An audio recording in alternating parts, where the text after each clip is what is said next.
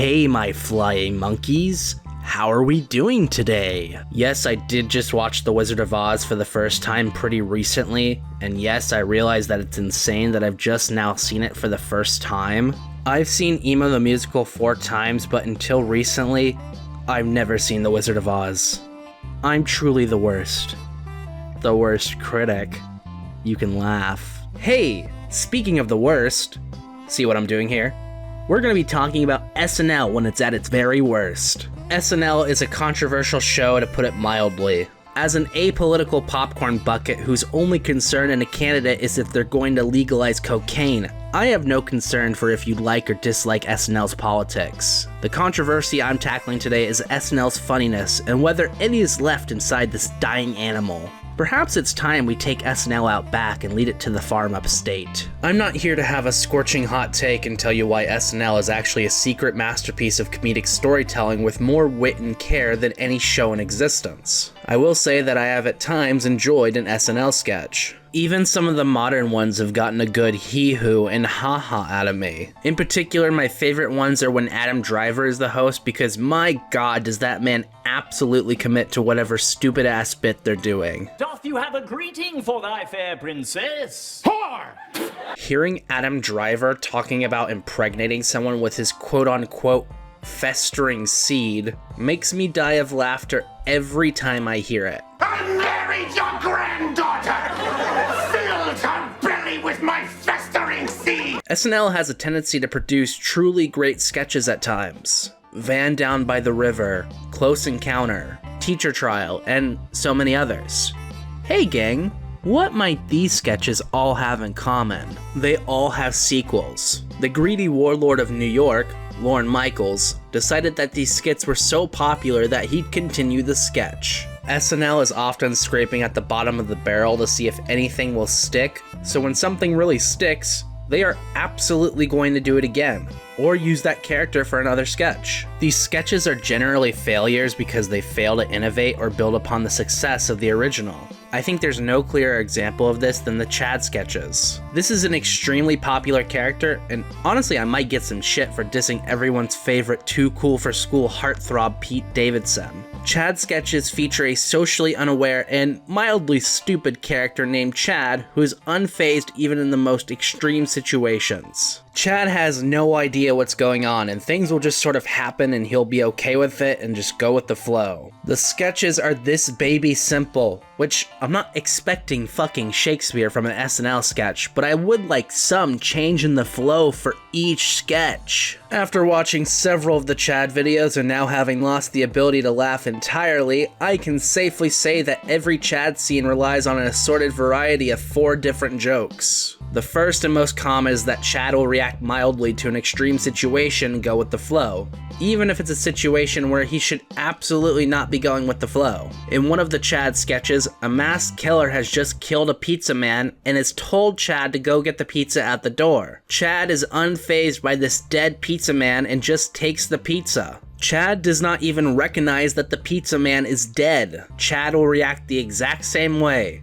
Every single time something extraordinary happens. Sometimes Chad will say no to things, and that's certainly a different reaction. And when he does this, he just says, "Oh, no thanks." And that's the whole joke. He just says no to things in a funny way. No thanks. I'm not doing a deep dive on this. He just says no in a wacky way, and that gives you the who's and the ha's. Chad will sometimes laugh when someone is talking and find an innuendo in a sentence. This is very funny because I too laugh when someone says the word gist, because it sounds like jizz. Get my gist? Jizz. Lastly, sometimes Chad will have a little understanding of what's going on around him, but he's mostly unaware of the things that are happening. This is funny because when a masked killer is trying to get him, he doesn't really notice until the killer tells him bluntly what's happening. These are the Chad jokes. There is no other variety, no originality, he's just Chad. And honestly, he's not enough. That was a reference to the hit film Barbie starring Margot Robbie and Ryan Gosling. Wasn't that funny? You can laugh now if you haven't already. Chad as a character and as a sketch device is so simple that there's no room for creative humor even if they wanted to try it. One of the most creative Chad sketches features Chad becoming a drag queen starring alongside RuPaul, and it's probably the most interesting scenario out of the 10 or so different Chad bits. This creative and potentially fun scenario is weighted down by the formula of the Chad sketches and SNL's adherence to doing what quote-unquote works. So Chad finding innuendos and going along with things because he's clueless is not funny, even if it's in the best potential scenario.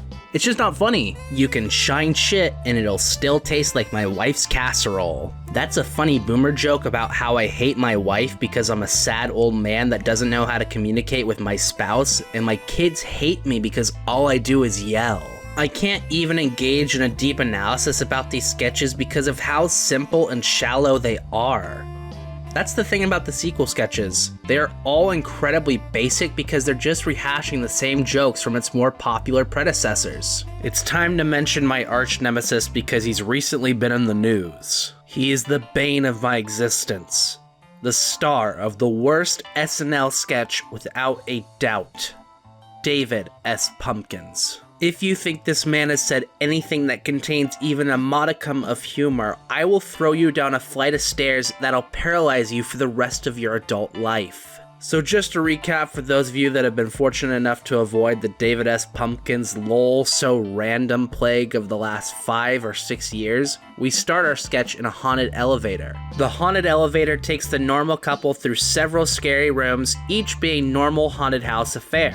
Finally, they get to a room that just features a man in a pumpkin sports coat accompanied by 2 dancing skeletons. His catchphrase is, "I'm David Pumpkins, and I'm gonna scare the hell out of you." After he says this, his skeletons will do a quick dance and then he'll do a little hand dance. After this lol so random funny dance, David Pumpkins then asks the guests if they have any questions. David Pumpkins will then start to appear on nearly every floor until he doesn't on one floor, and then appears behind the guests on the elevator, scaring them shitless. This is the format of the David S. Pumpkins sketch, and, as you can tell by the topic of this video, it's also the format of its Satanic Spawn sequel featuring Jack Harlow. Entirely off topic, but my god, Jack Harlow is such a shit actor in this sketch. I think he was dared to give the worst possible delivery on his lines that was humanly possible. Apparently he's a pretty decent actor in the new White Man Can't Jump, so I'm not going to say he's a bad actor. His bad performance might actually be a form of brave social protest,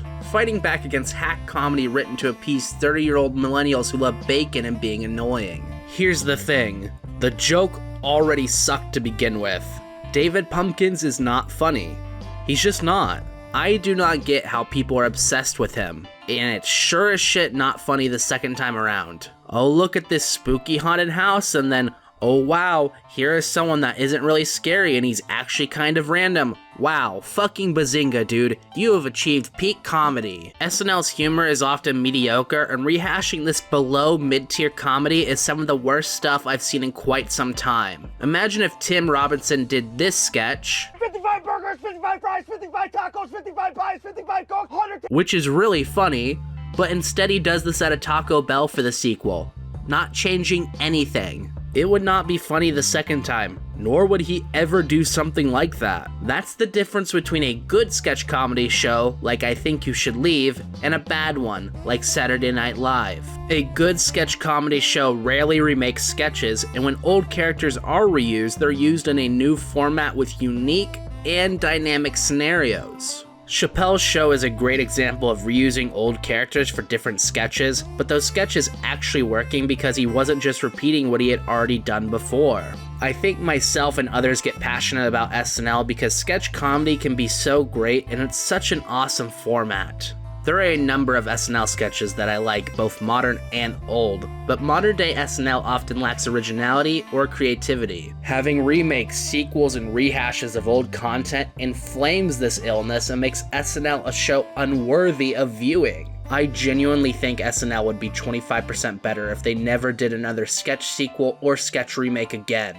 Lorne Michaels, I will vacate your walls if you ban your hack writers from doing another Chad sketch. Please, sir, I beg you. Whore! Hey everyone, I hope you enjoyed this video. Let me know your favorite SNL sketch in the comments below, and if you say David Pumpkins, I'll pull an Irish moment and leave a fun surprise in your car. I am currently working on a long analysis of Hunchback of Notre Dame, so in the meantime I'll be putting out shorter videos periodically like this. Have a great day everyone, make sure to share the video with your friends, subscribe, hit the bell, and farewell.